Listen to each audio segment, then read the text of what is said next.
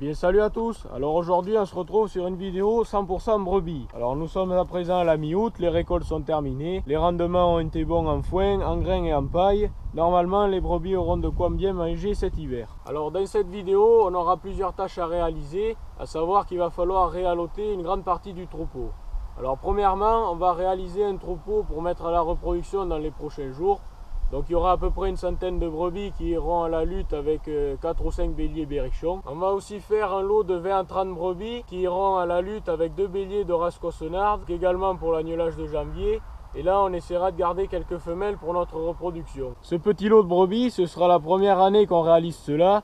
Pourquoi? Parce qu'habituellement les agnelles que l'on garde naissent au mois de septembre. Chaque année ce sont les mêmes brebis dont on garde les agnelles. Donc pour changer un peu, on va faire naître quelques agnelles au mois de janvier qui seront issues de brebis qu'on n'a jamais gardées de femelles. Alors ensuite on va avoir une autre chose à faire, ça va être de trier les brebis échographiées simples et doubles pour l'agnelage de septembre. Elles sont rentrées dans le dernier tiers de gestation, il est grand temps d'adapter l'alimentation. Alors les doubles on va essayer de les mettre là où il reste encore un peu d'herbe et les simples malheureusement vont se contenter du foin.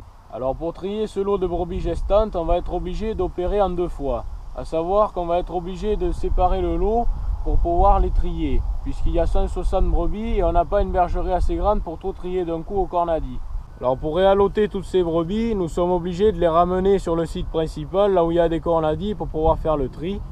Alors on va profiter de l'occasion pour faire des coprologies et pouvoir déparasiter les brebis. Alors la coprologie, qu'est-ce que c'est? En fait la coprologie c'est un prélèvement de crottes que l'on amènera au vétérinaire et qu'il va analyser pour nous dire si les brebis sont parasitées ou pas.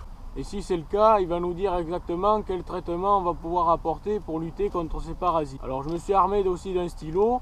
En fonction des crottes que je vais ramasser, je vais marquer sur quel lot il a été prélevé pour pouvoir me repérer ensuite pour pouvoir traiter les brebis.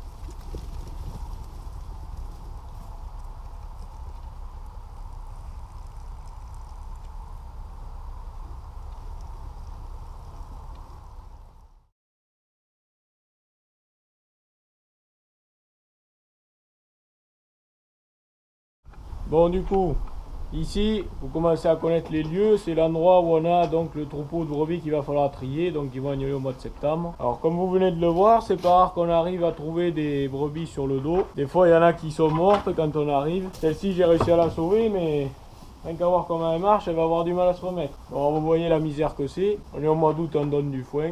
Dehors c'est tout grillé. Et donc ici le dernier lot, j'ai fait les prélèvements. Maintenant direction le vétérinaire.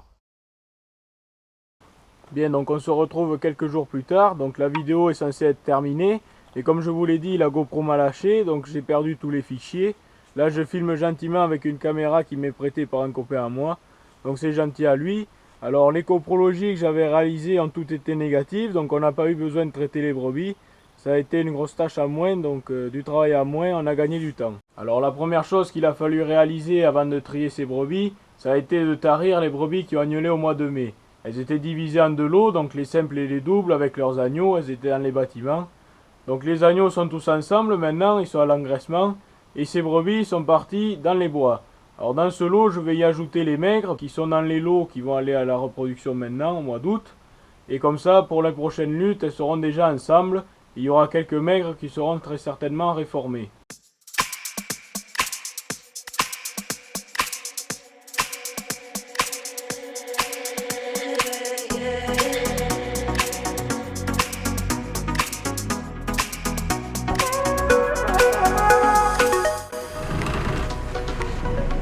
Donc là je suis en train d'amener les quelques brebis donc, qui vont aller au berrichon avec les autres.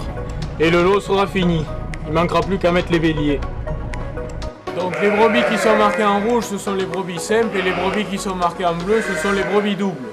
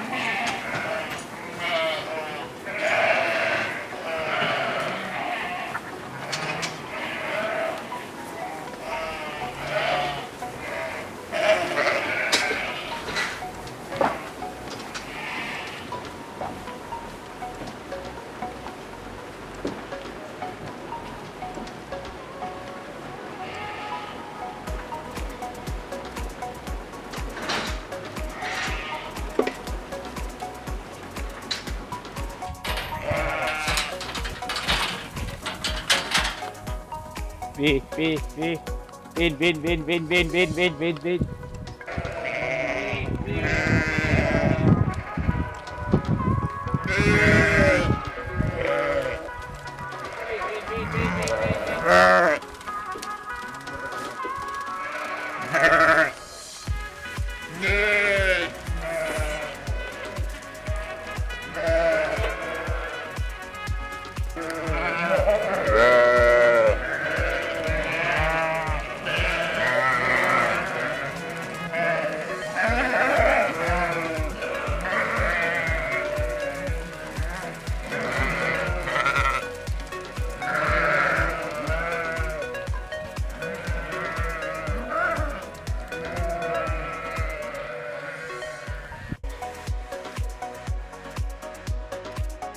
Donc ici on retrouve les brebis qui sont à la lutte avec les béliers berrichons. Donc vous voyez qu'on a quand même affaire à des brebis qui sont en état.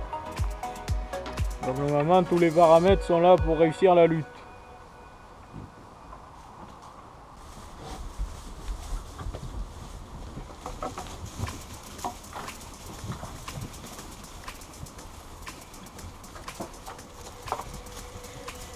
Alors ici je me trouve avec le lot de brebis simples, donc qui vont agneler dans une quinzaine de jours, auquel on a ajouté une vingtaine de brebis qui luttent avec les béliers cossenards, donc pour agneler au mois de janvier.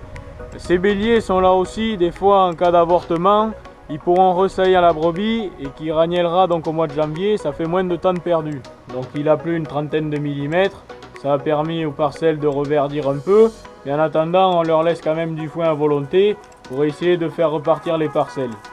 Et donc ici nous avons les doubles qui sont en train de suivre un peu les graines germées d'après la moisson. Et la nuit on les ramène à la maison pour leur donner une petite ration le matin. Donc là nous sommes autour du 10 août, tous les lots de brebis sont formés. La prochaine étape sera autour du 1er septembre avec le début des mises bas. Il y a entre 250 et 300 agneaux qui vont naître. Alors en attendant, pendant ces 3 semaines, il va falloir que l'on cure les bergeries pour assainir donc les bâtiments. On va aussi commencer à réfléchir à l'assolement pour l'année prochaine, à savoir les parcelles où l'on va semer donc les prairies et les céréales. Alors dans l'hiver qui va arriver très prochainement, j'espère avoir un peu de temps pour vous faire une vidéo tour de ferme.